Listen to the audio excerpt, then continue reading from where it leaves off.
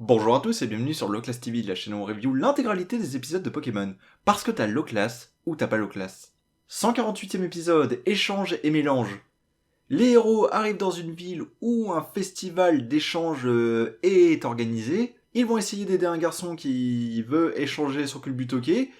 La Team Rocket, complotant plus tard, ils vont l'affronter et se rendre compte au passage que, accidentellement, Jessie a échangé son excellent contre le Culbutoke du garçon qu'on a vu plus tôt. Les héros battront la Team Rocket et Culbutoke fera officiellement partie de l'équipe de Jessie.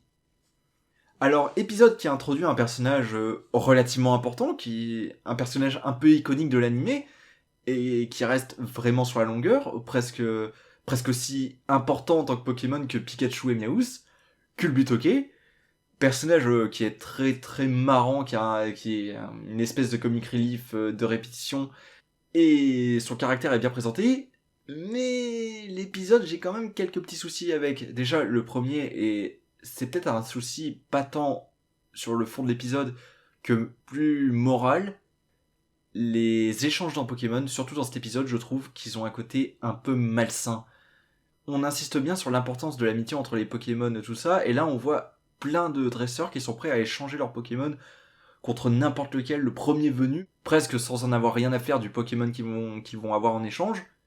Et ça donne un côté très, ben, très déshumanisant en Pokémon, et je trouve que c'est un côté glauque. L'épisode essaie de se justifier en mode ouais, mais je l'ai élevé pendant tant de temps et j'aimerais essayer autre chose. Ben, là, tu abandonnes carrément quelqu'un. Enfin, c'est assez paradoxal de nous parler de la relation forte entre les Pokémon et les humains et de l'autre, ben ça. Et autant l'échange de souvenirs, il y a deux autres épisodes qui en parlent. Le premier, c'est quand c'est un épisode qu'on a vu où Sacha échange Papillusion contre un Ratatak. Mais là, je trouvais ça plus pertinent parce que il y avait une espèce de pression mise sur Sacha venant d'un dresseur un peu, bah, qui avait pas son rapport d'amitié sincère avec ses Pokémon, plus en lui disant non mais tout le monde fait ça donc tu devrais le faire, et Sacha on le voyait mal vis-à-vis de ça, et déjà là je trouvais ça plus pertinent. Et je sais qu'il y a un autre épisode qui arrivera bien plus tard, où on verra Sacha et Aurore échanger respectivement leur Musteboué et leur Capumin, mais là ce sera fait parce qu'ils connaîtront le Pokémon de l'autre, ils sauront qui matche mieux avec que l'autre, et que ce sera le mieux pour tout le monde, mais en même temps ils resteront une petite bande d'amis. Et là, cet épisode à côté, je trouve qu'il a justement cet aspect glauque, on s'en fout presque de nos Pokémon, on pense à nos intérêts de dresseur comme on pense à n'importe quoi d'autre, c'est presque échanger des objets. Et ça, je trouve ça pas ouf. Autre truc, le plan de la Team Rocket, sur le papier, il est pas bête, il est franchement pas bête pour une fois, mais on sait qu'au bout du compte, il peut pas marcher. Le fait d'échanger les Pokéballs des dresseurs contre des Pokéballs vides, ça va se repérer à un moment. Donc la manière de les enlever, oui, mais vous auriez dû prévoir au moment où ils s'en rendraient compte. Et ça laisse imaginer comment ils vont se faire avoir sur le final. Après, sur d'autres points, il y a quand même deux trois petits trucs sympas. Déjà, le fait de revoir le vendeur de Magikarp, la petite référence au premier épisode qui parle d'échange, c'est plutôt sympa.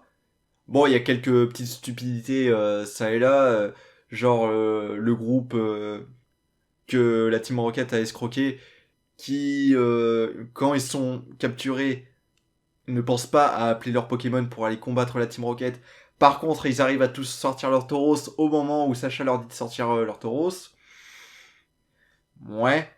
Ouais, en fait, c'est le train-train habituel de Pokémon, ces petites stupidités ça et là qui fait que ça pourrait mieux marcher, la construction de l'épisode pourrait mieux marcher.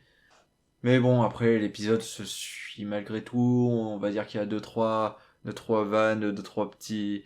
Même l'ambiance festive de l'épisode est plutôt bien retranscrit, voir Sacha aussi investi avec son taureau, tout ça, enfin, ça peut éventuellement s'apprécier, mais vraiment ce côté glauque de l'épisode, j'ai quand même un peu de mal. Mais malgré tout, ça reste l'épisode qui introduit Kulbutoke, qui va être un personnage extrêmement récurrent. Et pour ça, bah, on pouvait pas passer à côté. Allez, à la prochaine.